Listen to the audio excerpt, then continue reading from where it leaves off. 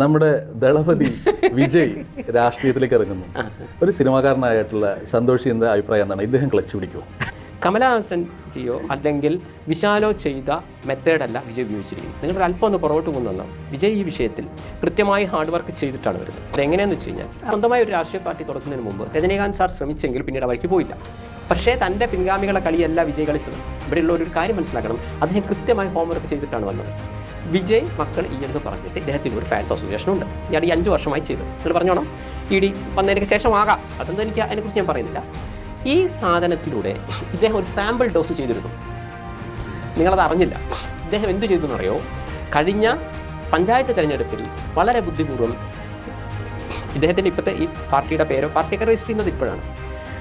ഈ പേരൊന്നും പറയാതെ ഇദ്ദേഹത്തിൻ്റെ ഫാൻസ് അസോസിയേഷൻ കൊണ്ട് ഇദ്ദേഹം തമിഴ്നാടിൻ്റെ പല ഭാഗങ്ങളിലും നിർത്തി. മനസ്സിലാക്കണം, 134 പേരെ ജയിപ്പിച്ചെടുക്കുന്നു. ഇതിവിടുത്തെ മാധ്യമങ്ങൾ ന്യൂസ് കൊടുക്കാത്തൊരു കാര്യമാണ്.